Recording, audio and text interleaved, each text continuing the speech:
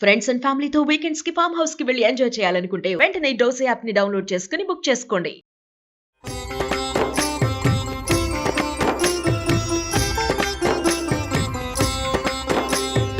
నమస్కారం. విష్ణు పురాణం 21వ రోజు భాగంలోకి వచ్చాం మనం.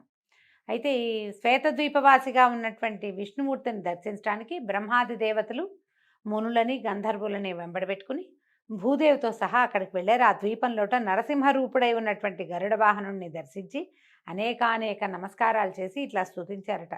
చంద్రశేఖర సంస్థుత నమస్తే చంద్రార్కులోచన చంద్రశైలధర పీతాంబర కమలాక్ష కమలామనోహర కమలవాస కమలనాభ ధరణీధర గరుడవాహన దశకంఠ సంహార దశతత్వబోధక మదనజనక కరుణతో మమ్మల్ని కాపాడు, కటాక్షించు. ఇదిగో భూదేవి దుర్మదాంధులైనటువంటి రాక్షసుల బరువుని మోయలేక వంగి కుంగి బాధపడుతోంది. ఆ బరువును పోగొట్టి ఈ దేవికి సుఖస్థితిని కలిగించు అని పరిపరి విధాలుగా విన్నవించగా విష్ణువు బ్రహ్మను ఆదరంగా మన్నించి భూదేవిని ఓదార్చి, నువ్వు చింతించకు, నీకు కలిగిన బాధని నేను పోగొడతాను అని అభయరూపంగా ఓరడించారట.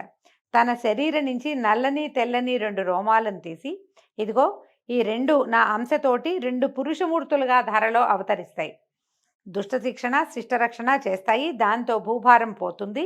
ఇంద్రాది సురలు తమ తమ అంశాలతోటి ఈలలో సూర్యచంద్ర వంశాలలో క్షత్రియవరులుగా పుట్టి యుద్ధాలలో ధర్మ విరోధులైన పగవారిని మట్టుపెట్టి ధర్మోద్ధరణ చేస్తారు.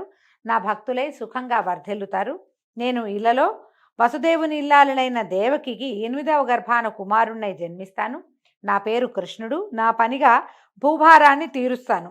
కంసాదులను రూపుమాపి లోకానికి క్షేమం కలిగిస్తాను అని అభయం ఇచ్చాడు. దాంతో ఇంద్రాదులు బ్రహ్మమాట మీద మేరు పర్వతం దగ్గరికి వెళ్ళి కార్యాచరణ ఆలోచిస్తున్నారు. ఇప్పుడు మనం ఏం చేయాలి అని వాళ్ళంతా ఆలోచిస్తున్నారు.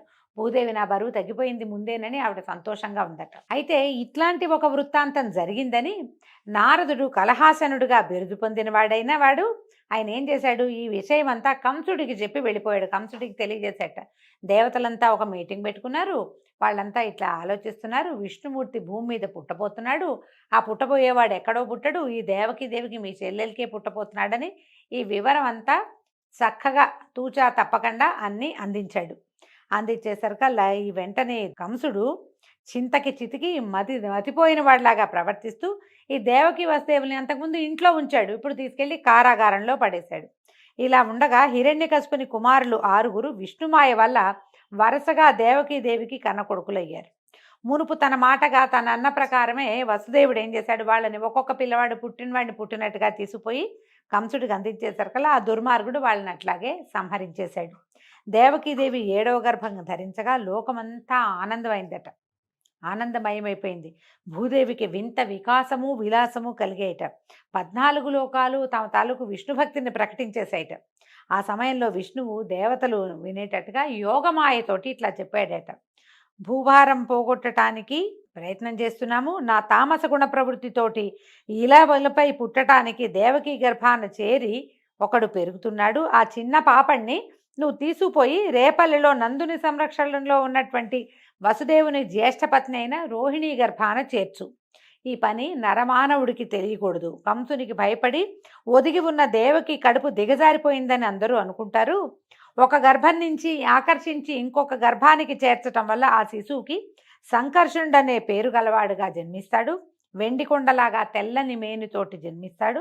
ఈ విధంగా పెరిగి పెద్దవాడై భద్రంగా బలాతిశయంతో భాషిస్తూ బలభద్రుడిగా ప్రసిద్ధుడవుతాడు అని చెప్పాడు. చెప్పాక ఇంకా చెప్తున్నాడు, వర్షాకాలంలో శుక్లపక్షాన అష్టమి నాడు అర్ధరాత్రిలో దేవి పుత్రుడిగా జన్మిస్తాను. ఆ సమయంలో నువ్వు యశోద గర్భాన స్త్రీ శిశువుగా జన్మించు. నా శక్తి ప్రేరేపణ వల్ల వసుదేవుడు నన్ను అక్కడికి తీసుకొస్తాడు. రేపల్లెకి నన్ను యశోదాదేవి పక్కన ఉంచి నిన్ను తీసుకొచ్చి దేవికి అందిస్తాడు. ఆ తర్వాత ద్వారపాలకులని ఏడుపు విని వడివడిగా వెళ్ళి కంసుడికి చెప్పగా ఆ మూర్ఖుడు వస్తాడు, నిన్ను రాతి పలకపై పడేస్తాడు. వెంటనే నువ్వు పైకెగిరి అష్టభుజ శక్తిమూర్తివై ఇంద్రాది సురల జయజయధ్వానాలతో ఒప్పుతూ క్రమంగా శుంభాది దానవులను సంహరించే ఘనకార్యం చేసి ముల్లోకాలకు క్షేమం కరివవుతావు. నానా స్థానాలలోనూ భూతి సన్మతి క్షాంతి వృద్ధి ధృతి లజ్జ పుష్టి రుష నీతి ప్రశ్రయ ఆర్య దుర్గా దేవగర్భ అంబిక భద్రకాళి భద్రక్షమ క్షేమంకరి అనే పేర్లతోటి ప్రాతకాలమందు, అపరాహ్నములందు, తర్వాత భక్తిభరిత హృదయాలతోటి నరులు మానవులు అందరూ సురమాంస ఉపాహారాలు సమర్పిస్తూ నిన్ను ఆరాధించే వారికి ఈ అభీష్ట ఫలదాయినిగా ఉంటావు నువ్వు. ఇక వెళ్ళి ఈ ప్రయత్నం చెయ్యి అంటే ఈమె తర్వాత చేయవలసిన కార్యక్రమం అంతా చెప్పేశాడు. చెప్పగానే యోగమాయ వెళ్ళి దేవకీ గర్భాన శేషమూర్తిగా ఉన్నటువంటి శిశువును కొనిపోయి అతి రహస్యంగా రోహిణీ గర్భంలో ఉంచింది. కంసుని వల్ల భయపడటం వల్ల దేవకికి గర్భస్రావం అయిందని ఇక్కడంతా చింతించారు. సప్తమ గర్భం 7వ గర్భం స్రావం అయిపోయింది. ఇంకా 8వ గర్భానికి వీళ్ళు ఎదురు చూస్తున్నారనమాట. తర్వాత వసుదేవుని పుణ్యం వల్ల విష్ణుదేవుని మహిమ చేత దేవకీదేవి గర్భవతి అయింది. ఇది అష్టమ గర్భం. పరమ పావనమని జగమంతా స్తుతించింది. సకల లోకాలకు తండ్రిగా సంరక్షకుడుగా విరాజిల్లుతున్నటువంటి కమలా మనోహరుడు దేవకీ గర్భాన అర్భకుడై పుట్టడం జీవలోక సంరక్షణ కర్తవ్యం కదా. ఆయన ఏంటంటే ఆయన ఎందుకు పుట్టాడు? కేవలం దీన్ని రక్షించడం కోసం మాత్రమే, ఇంకా వేరే ఏ కారణమూ లేదు. శ్రీ మహావిష్ణువు ఇక్కడ పుట్టిన సమయం నందే అక్కడ రేపల్లిలో యోగనిద్ర నందుని ఇల్లాలైన యశోద గర్భాన అవతరించింది. శ్రావణ మాసంలో ఈ పద్మాక్షుడు జన్మించిన సమయమందు గ్రహాలు వక్రగతి విడిచి రుజుగతిగా ఉన్నాయి. కృష్ణ జనన సమయమందు దేవకి సూర్యోదయంతో తూర్పు దిక్కులాగా తెల్లగా భాషించింది. ఆమె తేజస్సు చూసి చూడలేని వారైన ఇంద్రాదులు ఆకాశాన్ని నుంచి ఇట్లా అన్నారట, లోకాలన్నీ తన కడుపులో ఉంచుకున్న ఆది విష్ణువు ఇప్పుడు నీ గర్భాన చేరాడు, నీవిప్పుడు జగన్మాతవవుతున్నావు. పరమపురుషుడు పుట్టే సమయంలో నీకు ఏ ప్రసవ సంబంధమైన ఏ బాధ లేకపోవుగా కానీ అనేక విధములైన మంగళవాక్కులు పలికారట. ఆ సమయంలో నల్లని మేను, పున్నమి నాటి చందమామను పోలిన మోము, విశాలమైన వక్షంపై మచ్చ, తెల్లని తామరల్లాంటి విశాలమైన నేత్రాలు, కరుణను స్ఫురించే చూపులు, నడుమున పచ్చని పట్టుపంచ, మోకాళ్ల వరపు నిడుపుగా ఉన్న 4 చేతులు కలవాడైనటువంటి లోకాలని పరిపాలించే పరమపురుషుడు బాలుడై దేవకి గర్భం నుంచి ఉదయించాడు. పరమాత్మ చతుర్భుజుడయే జన్మించాడని చెప్తున్నారు. సకల భువన రక్షకుడైన పుండరీకాక్షుడు శంఖచక్ర గదాభయహస్తుడై పుట్టిన సమయంలో అన్ని లోకాలు ఆనందభరితాలైనాయి. సాధుజనులు సంతుష్టులయ్యారు. చల్లని గాలులు వీచాయి. యమున మొదలైన నదులు అత్యంత ప్రశాంతంగా ప్రవహించాయి. సముద్రాలు ఉప్పొంగాయి. గంధర్వుల పాటలు, అప్సరల ఆటలు ముచ్చటగా వినవచ్చాయి. దేవతలు పుష్పవృష్టి కురిపించి దివ్య దుందుబులు మ్రోగించారు. యజ్ఞాలు సలక్షణంగా వెలిగే అగ్నులతోటి భాషించాయి. మేఘాలు మెల్లగా ఉరిమి చల్లగా వర్షించాయి. ఆ సమయంలో దేవకీ వసుదేవులు ఆ దివ్యమూర్తి యొక్క మహిమను చూసి అమితాశ్చర్యానందాలతోటి మొక్కి ఇలా అన్నారు, దేవా హరి సకలలోక సంస్తుత్య, సకల జగన్నాథ శ్రీనాథ భూనాథ, నీవు మా బిడ్డవై జన్మించడం నిజంగా మా అదృష్టం. నీ తేజస్సు చూసి కంసుడు వచ్చి అదరి బెదరి మమ్ము బాధిస్తాడు కనుక ఈ రూపం విడిచి సామాన్య మానవ రూపంతో శిశువుగా ఉండు నాయనా అని ప్రార్థిస్తే హరివారిని కరుణించి భయపడకండి, వాడి చలం బలం హరించడానికే నేను ఇలా మీ బిడ్డనే అవతరించాను అని తన అసామాన్యమైన రూపాన్ని ఉపసంహరించుకుని సామాన్య మానవ శిశువుగా కనిపించాడట. తర్వాత వసుదేవుడు ఆ బాలుని తీసుకొని బయలుదేరాడు. చెరసాల నుంచి బయటకు వచ్చాడు. సమయం నడిరేయి. ఆ దేవుని మాయాప్రభావం వల్ల నగరంలోనే కాక చెట్లపై ఉన్న పక్షులు కూడా గాఢ నిద్రా పరవశులు అయిపోయినాయి. చెరసాల ముందున్న భటులు, రాత్రి నగర వీధుల్లో తిరిగే రక్షక భటులు, కోటలో కాపున్న కొలువుకాండ్రు అందరూ గాఢ నిద్రా పరవశులయ్యారు. వసుదేవుడు వెలుపలికి వస్తున్నప్పుడు తాళాలు గడియలు వాటంతటా అవే విడిపోయాయి. సర్వము విష్ణుమయంగా విష్ణుమాయామోహితంగా ఉంది. ఆ సమయంలో దట్టంగా మెరుపులతో ఉరుములతో మింటికి కంటికి ఏకధారగా గాలివాయన కురవటం మొదలుపెట్టింది. త్రోవలో దేవకీ బాలునిపై చినుకు పడకుండా 1000 పడగల గొడుగుని అనంతుడు పైన ఛత్రంగా పట్టాడు. అంత వాన కురుస్తున్న యమున వసుదేవునికి మోకాలి బంటి నీటి దేవైంది. అలా అనాయాసంగా నదిని గడిచి అవతలి గట్టుకు చేరాడు. శ్రీహరి భక్తులకు సంసార సాగరం అరికాలి బంటి అవుతుందంటే మరి ఆ హరికి తండ్రి అయిన వసుదేవునకు యమున మోకాలి బంటి అవ్వటం ఏమి విచిత్రం కాదు. ఎవరైతే భక్తులుగా ఉంటారో వాళ్ళు ఈ భవసాగరాన్ని సులువుగా దాటేయగలుగుతారు. పాదాలతో దాటేస్తారు ఏం కష్టం లేకుండా. అలాంటి ప్రభువుని మోసేటువంటి తండ్రికి యమున ఎంత చిన్నదిగా అయినా ఉండుండొచ్చు. ఆ జడివానలో అంధకార బంధురమైన ప్రకృతి తోడుగా వసుదేవుడు ముందుకు వెళ్తూ యమునను దాటి స్నానాల రేవు వద్ద నందాదులను కొంచెం దూరంలో చూశాడు. వాళ్ళంతా పన్ను చెల్లించడానికి కంసుడి వద్దకు వెళ్తున్నాడట. తన సమాచారం వారికి చెప్పడం ఆ సమయంలో తగదని చూసి చూడనట్టుగా చాటుమాటుగా నడిచి రేపల్లెలోకి ప్రవేశించాడు. నందుడు నగరంలో లేడు. వాళ్ళంతా తెల్లవారుజామునే రాత్రి లేచి నడిచి మధురా నగరానికి వస్తున్నారనమాట. అలాగే నందుని మందిరానికి వెళ్ళాడు. ఆ సమయంలో దుర్భరమైన ప్రసవ వేదనతో యోగ నిద్రా మహిమ చేత మైమరచి తనకు పుత్రికా జననమైందనే విషయం కూడా తెలియక యశోద నిద్రాముద్రితంగా ఉంది. వసుదేవుడు మెల్లమెల్లగా లోనికి నడిచి వెళ్ళి ఆ ఆడబిడ్డను తీసుకుని తన కుమారుని అక్కడ ఉంచి వెలపలకు వచ్చాడు. రేపల్లెలో ఆ చీకటి రేయిని తెలివిగా ఉందనిలేం. ఆ చీకటి రేపల్లెలో ఎవ్వరూ తెలివిగా లేరు. రేపల్లంతా నిద్ర ముద్రలోనే ఉంది. నేను నందుని ఇంట్లో నుంచి శిశువుని ఉంచి బయటికి వచ్చిన వసుదేవుడు వెనుదిరిగి మళ్ళీ యమునను దాటి చెరసాలలో ప్రవేశించాడు. శాలలో ప్రవేశించంగానే చెరసాలలోకి వెళ్ళగానే ఈ కుమార్తెకే ఉమ్మని ఏడ్చిందట చంటిబిడ్డ. అంతలో కావలివారు లేచి లోపలికి వచ్చి చూశారు. బిరబిరా కంసుని వద్దకు పోయి దేవకీదేవి ప్రసవించినట్లు చెప్పారు. ఆ మాట విని కంసుడు నిప్పు తొక్కినట్టుగా ఉరికి వచ్చి గండు పిల్లిలాగా పురిటింట్లో దూరాడట. లోపలికి వచ్చేసాడు. పురిటింట్లోకి సాధారణంగా పురుషులు రాకూడదన్న నియమం ఉంటుంది. ఈయన పురిట్లోంచే పసిబిడ్డల్ని చంపటం మొదలుపెట్టాడు. ఈ ఆఖరి శిశువు, ఈ అష్టమ గర్భం తన ప్రాణాలకి హాని కలిగిస్తుందని తెలిసి ఇంకా వసుదేవుడే శిశువుని తెచ్చిచ్చేదాకా ఆగలేదట కంసుడు. లోపలికి పరిగెత్తుకుంటూ వచ్చేసాడు. వస్తే ఆమె చూడగానే దేవకీదేవి వేడి నిట్టూర్పులు పొడుస్తూ కలతపడిన మనసుతో వణుకుతూ కన్నీళ్ళు ఒత్తుకుంటూ, అన్నా, నీ చెల్లెల్ని ఆడబిడ్డతో ఆనందము మొగకూనలతో ముచ్చటా పొందలేని దౌర్భాగ్యురాలనయ్యాను. నా ముద్దుల కుమారులని 6గురిని నిర్దాక్షిణ్యంగా దిగమింగావు. ఈ ఆడబిడ్డ 8వది మగ శిశువు కాదు. ఆ 8వ గర్భాన శిశువు మగవాడు నిన్ను సంహరిస్తాడని విన్నావు, కానీ ఇది ఆడపిల్ల అయింది. ఇంత చిచ్చు పెట్టావు కడుపులో, దీన్ని ఆర్పు, ఇప్పుడైనా ఈ బిడ్డను చూసుకుని నన్ను బతకనివ్వు అని ఎంతో చింతిస్తూ ఉంటే ఆ బాలింతరాలి మాటని చెవిన పెట్టకుండా మూర్ఖుడు ఏం చేశాడు, ఆ పురిటి పసిపాపని దేవకీ చేతుల్లోంచి బలిమిగా లాక్కున్నాడు. బలంగా లాగేసేట. లాగి చట్రాతి మీద పడేసేటడు. విసిరి నేలకేసి కొట్టాడట. కొట్టేసరికల్లా ఆ పాప చప్పున పైకెగిరి ఆకాశం మీద భయంకరాకారంతో నిలిచి భీకరాయుధాలు ధరించి 8 భుజాలు కలిగిన స్త్రీమూర్తిగా వికృతంగా నవ్వుతూ అదిలిస్తూ ఇట్లా అంది, ఏరా, నన్ను హింసించాలనుకుంటున్నావా? అది నీ వల్ల అయ్యే పనేనా మూర్ఖ? మునుపు ఆకాశవాణి పలికినట్లుగా నిన్ను తెగవేసే మహాత్ముడు, సకల సురరక్షకుడు, దుష్టశిక్షకుడు పుట్టి వేరొక చోట పెరుగుతున్నాడు అని వాడు చూస్తూ ఉండగానే దేవగణాల చేత గంధ పుష్పోపహారాలతో పూజలంది అదృశ్యురాలైంది. కంసుడికి ఏమి తోచల. పౌరుషం సన్నగిల్లిపోయింది. తెలివి తప్పిపోయినట్టు అయిపోయింది. కాసేపటికి తెప్పరిల్లి వెనక్కి తిరిగి వెళ్ళి తనకిష్టులైనటువంటి పూనక, ధేనుకాసురుడు మొదలైన రాక్షసులందరినీ పిలిపించాడు. రాక్షసవరిలారా, నా బలపరాక్రమాలు మీకు తెలుసు. ఎదురులేకుండా రాజ్యాన్ని పరిపాలిస్తున్నాను. నన్ను చంపడానికి దేవతలు ఏదో కుట్రలు చేస్తున్నారని నాకు ఎప్పుడో తెలిసింది. అది విన్నాను నేను. కానీ నా పరాక్రమం వాళ్ళకి తెలీదా? వాళ్ళకి తెలుసు. ఇంద్రుడు పూర్వం నా మీదకి వచ్చి నా వల్ల వెన్ను విరిగేటట్టుగా దెబ్బలు తిని తిరిగి చూడకుండా పారిపోయాడు. ఎన్నిసార్లు నా జోలికి వచ్చాడు, కానీ ఇప్పుడు నన్ను చంపుతాడా? ఎట్లా చేస్తాడు? బ్రహ్మ విష్ణు మహేశ్వరాది సురనాయకులు కూడా నా ముందు ఎండుగడ్డుపోచలు. అలాంటిది నా లోకంలో, భూలోకంలో నాకు ఎదిరింప ఒక్క జరాసంధుడు తప్ప మిగిలిన రాజులంతా కూడా నా ప్రతాపాగ్ని ముందు ఎండుటాకులే.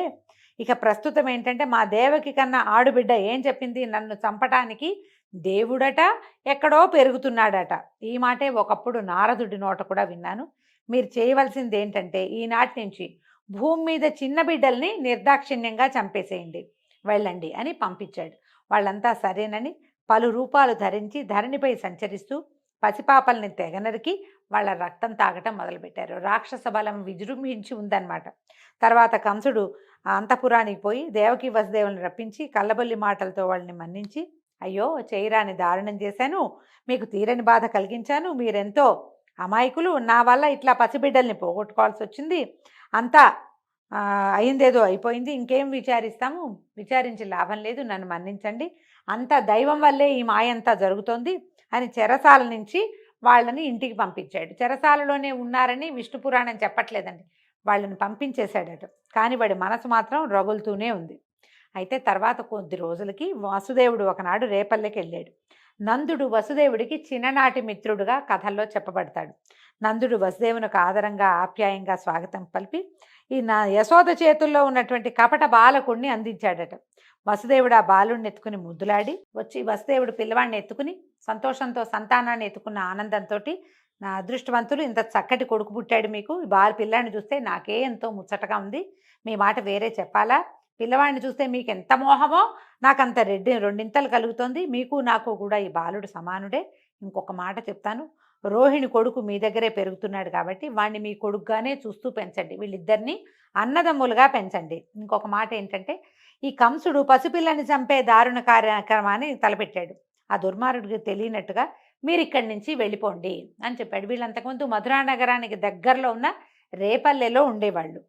ఆ రేపల్లె నుంచి విలాసం మార్చండి, సంవత్సరాంతమందు కట్టవలసిన పన్నులు వాడిని కట్టిన తర్వాత కట్టేసావు కదా, పన్నులు కట్టేసావు కాబట్టి ఇంకా మధురకి దగ్గరగా ఉండటం ఎందుకు, అమాయకంగా అగ్ని దగ్గరికి, మోసగాడైన పరిపాలకుడి దగ్గరికి చేరితే అపాయం తప్పిస్తే మేలు కలగదు అని చెప్పేశారు కల్లా ఈ మాటలు చెప్పి వెళ్ళిపోయాడు. ఇక్కడి నుంచి మీరు విలాసం మార్చేయండి, మీ చిరునామా మార్చుకోండి, వేరే చోటకి షిఫ్ట్ అయిపోండి అన్నాడు. అనగానే వీళ్ళు కూడా ఆలోచించి ఏం చేశారు, పిల్లల్ని తీసుకుని పశువులకు తమకు ఆహారము నీరు ఉన్న చోటకి తరలి వెళ్ళిపోయారు, బృందావనానికి వెళ్ళారు. అలా ఉండగా నందుని ఇంట అల్లారు ముద్దుగా బాలకృష్ణుడు పెరుగుతూ ఉండటం తెలిసి ఈ కంసుడు పంపిన పూతన అనే రాకాసి అందగత్తగా రూపం మార్చుకుని నడిరేయిన నందునింట్లో ప్రవేశించింది. అంతా నిశ్శబ్దము. నిద్రలో ఉన్న బాలకృష్ణుని మెల్లిగా ఎత్తుకుని బుగ్గలు నిమిరి విషం పూసిన చనుబాలు తాగించింది. ఆ జగజ్జెట్టి యొక్క విషపు పాలతో పాటు దాని ప్రాణాలు కూడా, ఆ జగజ్జెట్టి అంటే పిల్లవాడు ఎలాంటి వాడు, ప్రపంచాన్ని ఆడించగలిగిన వాడు. అతను ఏం చేశాడు, ఈవిడ యొక్క పాలతో పాటు ప్రాణాలను కూడా పీల్చేసి అది ఓ ఓ అని కేకలు పెడుతూ మరణించిందట. కంసుడు పంపిన పూతన ఈ విధంగా బాలకృష్ణుడికి బలి అయిపోయింది. మొదటి బలి ఇదేనమాట. దాని అరుపు గోకులంలో ఎసరు పుట్టించింది. అరుపులకి పడుకున్న వాళ్ళంతా తుల్లిపడి లేచి గుమిగూడి చూస్తే ఏముంది, చచ్చిపడి ఉన్న రాక్షసుని చూశారు. ఆ రాక్షసి తాలూకు రక్కసి గుండెల మీద ఆడుకుంటున్న బాలకృష్ణుడిని చూసి పిల్లవాడిని ఎత్తుకుని ఆవు తోకతో దిగదుడిచి గోమయంతో తిలకం పెట్టి నారాయణ కవచం చదువుకుని తమ ఇంట్లో ఒక ఉయ్యాలలో పడుకోబెట్టుకున్నారు. ఇంతవరకు ఇలాంటి ఉపద్రవం ఎప్పుడూ జరగలేదు, అసలు ఇలాంటి చూడలేదు. ఇంతటి శరీరం కలిగిన మహారాక్షసుని పేర్లు వింటమే కానీ కంటితో చూసింది ఎప్పుడూ లేదని చాలా ఆశ్చర్యపోయారట. అయితే ఉయ్యాలలో ఉన్న ఈ కపటబాల స్వరూపంలో ఉన్న పరమాత్మ అక్కడికి దగ్గరలో ఉన్న ఒక చిన్న బండిని ఒక తన్ను దన్నాడట. దాంట్లో యశోద భద్రపరిచి ఉన్న పాలు, పెరుగు, వెన్న, నెయ్యి, ఇంటికి కావలసిన పదార్థాలు ఉన్న పాత్రలన్నీ కింద పడిపోయినాయి. పడిపోయేసరికి చూసినటువంటి గొల్లల పిల్లలంతా వచ్చి ఈ గోపాలకుల పిల్లలు యశోదకి చెప్పేసరికల్లా వాటన్నిటిని జాగ్రత్తగా తీసి పాత్రల్లో వేసి దధి పుష్పాక్షతాల్లో ఆ బండిని పూజించి బాలకృష్ణుడిని చూసి అలిగిందట. అయితే గోపకాంతలంతా అన్నారట, అమ్మ యశోద, నీ పిల్లవాడు, ఈ చిన్న పిల్లవాడు నిన్న కొండంత రాక్షసుని చంపాడు, ఈ ఇంట్లో సామాన్ల బండిని విరగదన్నాడు, వీడి కాలు తగిలి విరిగిపోయింది, అది వీడు ఇలాగే పెద్దవాడైతే ఎందరి కొంపలకు నిప్పు పెడతాడోనమ్మా అని ఇలా హెచ్చరికగా ఎన్నో ముచ్చట్లు ఆడారట. పిల్లవాడు చేసే ప్రతి పని విచిత్రంగా విపరీతంగానే ఉండేది. తర్వాత వసుదేవుడు రోహిణి కుమారుడైన బలభద్రుడికి దేవకీనందనుడైన కృష్ణుడకు నామకరణం చేయాలని సంకల్పించి కులగురు అయినటువంటి గర్గాచార్యుణ్ణి ఆహ్వానించి విషయం చెప్పి గోకులానికి పంపించాడు. గర్గుడు నందుని మందిరానికి వెళ్ళాడు. తనంతట తాను చూడ్డానికి వచ్చినట్టుగా చెప్పాడు. యశోదానందులతోటి కాసేపు కబుర్లు చెప్పి తర్వాత ఎవ్వరికీ తెలియకుండా రోహిణీ నందనునకు రాముడని, దేవకీ కుమారునకు కృష్ణుడని నామకరణం చేసి వెళ్ళిపోయాడు. అయితే రామకృష్ణులు నలుపు తెలుపు శరీరాలతో శోభాయమాన మూర్తులై యశోదానందుల పెంపకంలో గారాభంగా పెరుగుతూ ఉన్నారు. బాలకృష్ణుడు క్రమంగా పాకటము, కూర్చోటము, తల్లి చేయి పెట్టుకుని తేలికగా అడుగులు వేయటము, ఎండిన ఆవుపేడ శరీరానికి పట్టించుకుని లేగలతో వీధుల్లో పరిగెత్తటము, ఆ దూడల తోకలు పట్టుకుని అవి పరిగెత్తకుండా నిలబెట్టటము, ఇలాంటి చేష్టలతోటి అన్నను కూడా కలుపుకొని చిల్లర మల్లరగా నడవటం మొదలుపెట్టాడు. అంతకంతకీ పెంకె చేష్టలు పెరిగాయి. ఇరుగు పొరుగు ఇళ్లలో దూరి ఆ ఇళ్లాళ్లకు కనపడకుండా వాళ్ళు ఉట్టిపై పెట్టిన పాలు వెన్న ఆరగిస్తూ దగ్గరికి వచ్చిన చిన్న చిన్న పిల్లల మూతులకు రాసి పెరటిదారిన పారిపోతూ, మరికొందరి ఇళ్లలో మరుగుతున్న కుండల్ని కవ్వంతోటి పగలగొట్టి పారిపోవటం, అటు ఇటుగా ఉన్న వాళ్ళు జవరాండ్రు దగ్గరికి రాగానే తూనీగలాగా ఎగిరి గంతులు వేసి తల్లి వద్దకు వచ్చి ఏమీ ఎరగనట్టుగా ఆమె అడ్డాలలో కూర్చుని ముద్దులు కూడవటము, ఇట్లా బాలగోపాలుని శైశవ చేష్టలు అనంతంగా సాగేవి. అయితే ఒకనాడు ఇలా కృష్ణుడు తనను చూసి ఇంట్లోంచి పారిపోయేసరికల్లా చూసినటువంటి ఒక వ్రజభామిని నలుగురితో ఆలోచించి వచ్చి యశోదాదేవిని, ఏమిటమ్మా ఇలాంటి కొడుకుని కన్నావు, మా ఇళ్లలో జ్వరపడుతున్నాడు, మీ ఇంట్లో వెన్న లేదా, మా ఇంట్లో ఉన్న వెన్న అంతా తినేయటము, విరజిమ్మేయటం, ఇంత అల్లరా, ఇంత చిన్నపిల్లలు ఎవరైనా ఇంతంత అల్లరి చేస్తారా, మమ్మల్ని ఇంట్లో శాంతి లేకుండా చేస్తున్నాడు, అసలు ఎన్ని దుడుకు చేష్టలో, మీరేమో మా కులానికి పెద్దవాళ్ళు, అతని భార్యకి నీ కొడుక్కి నీకేం చెప్పగలం మేము, మీ అబ్బాయి మంచివాడు కాదండి అని ఈ అతని వేళ్ల ముద్రలు ఉన్నవన్నీ గిన్నెలు పట్టుకొచ్చారట. ఈ వెన్న పట్టుకునే చేతితోటి బిందెలు పట్టుకుంటే వాటి మీద చేతి ముద్ర పడుతుంది కదా. ఈవిడ ఏం చేసింది, ఆ ముద్రలు బిందెల మీద ఉన్నవి, బుంగల మీద ఉన్నవి అన్నీ పోల్చి చూసి కేకలేసింది కుమారుణ్ణి. మన ఇంట్లో ఇన్ని సమృద్ధిగా పదార్థాలు ఉంటే నువ్వు ఇతరుల ఇళ్లలోకి ఎందుకు వెళ్తావు, ఇలాంటి పనులు చేయొచ్చా, ఇంట్లో ఉన్నట్టే ఉండి ఇలాంటి పనులు చేస్తావేమిట్రా నాయనా అని ఆవిడ కుమారుణ్ణి పరిపరి విధాలుగా కేకలు వేసి నచ్చ చెప్పడానికి ప్రయత్నం చేస్తూ ఉండేది. ఈ బాల్య చేష్టలతోటి ఈ గోకులాన్ని అంతటినీ ఒక కొలిక్కి తీసుకొస్తున్నటువంటి కృష్ణ చేష్టలతోటి ఈరోజు భాగం సమాప్తం అండి. మరిన్ని కృష్ణ లీలలతోటి రేపు ఉదయం కలుసుకుందాము. నమస్కారం.